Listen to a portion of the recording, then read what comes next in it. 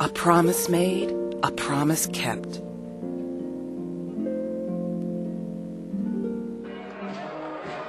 To anyone born in Norristown or who has any connections to its East End, this is a familiar sight.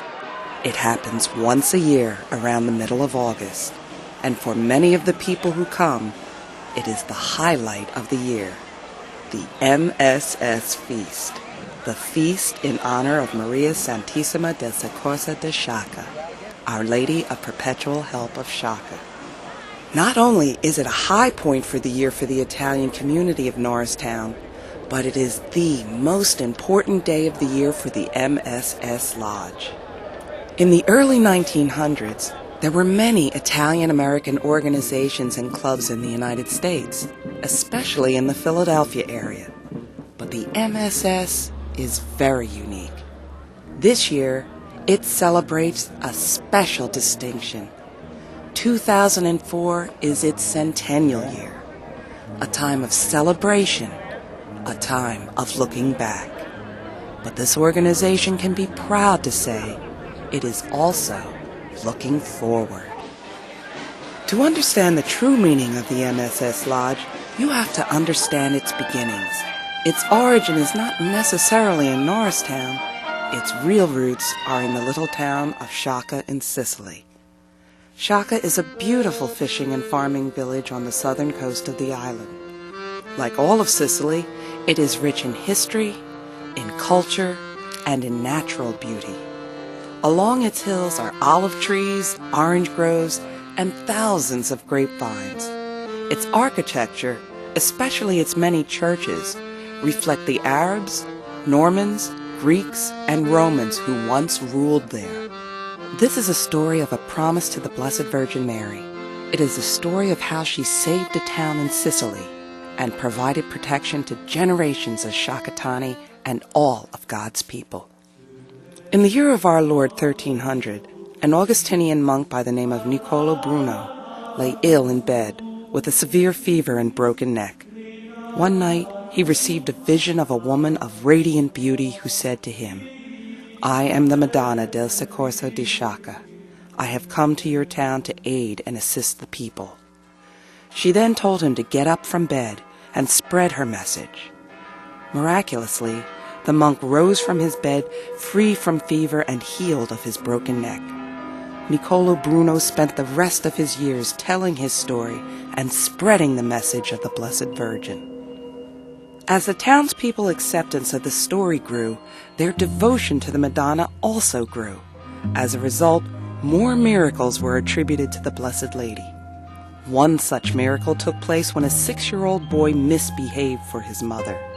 In a rage, the mother shouted to her son, "Go to the devil, you little pest."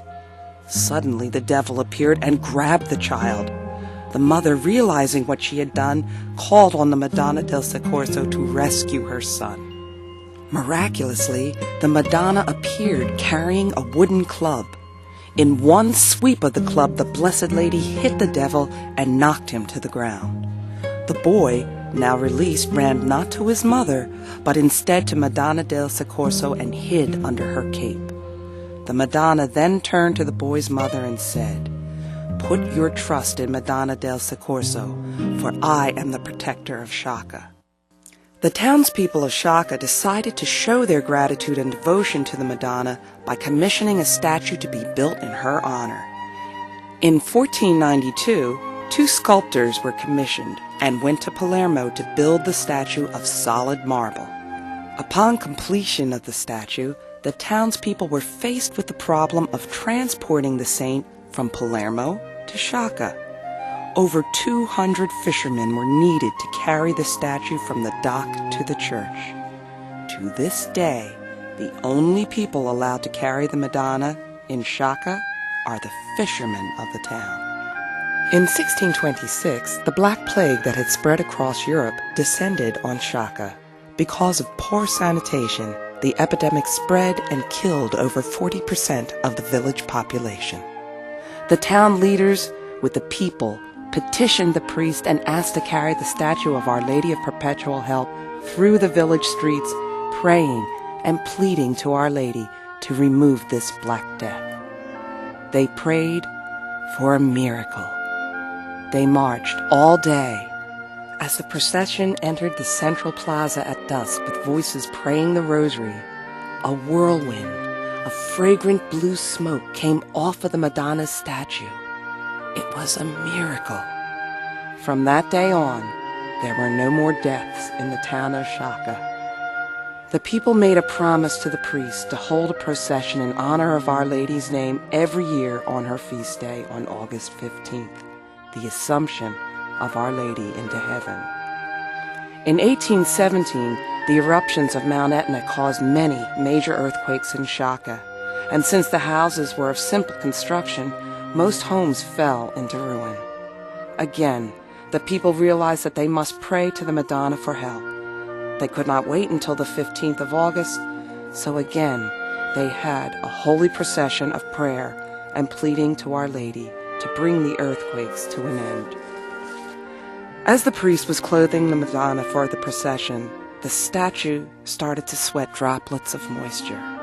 The moisture ran down the statue, and the priest had to gather towels to soak up the moisture. All the townspeople heard of the news and gathered around the statue and watched the moisture turn into droplets. In one voice they shouted out, "Viva Maria! Our Lady has made a miracle. It is a sign that we are saved." From that time on, the earthquake stopped, but the Madonna continued to sweat well into the night. Again, she granted the townspeople a special grace that saved the town from death and complete destruction. At the end of the 19th century, life in Shaka was far from good for many of the people. Most of the land was owned by wealthy barons, and a majority of its citizens worked for them. The barons owned the fishing fleets and the farms. Those who worked for these barons made just enough to feed and clothe their families. To those who lived near the port of Shaka, news came to them that workers were needed in America on the fishing fleets in Boston. Hundreds left their families for a chance at a new beginning. Our ancestors boarded ships to come to Ellis Island and on to Norristown and Boston. We can understand how the people in Norristown feel, how the people in Brooklyn feel, how the people in Boston feel, and because it's how the people in Shaka feel. She's our Madonna.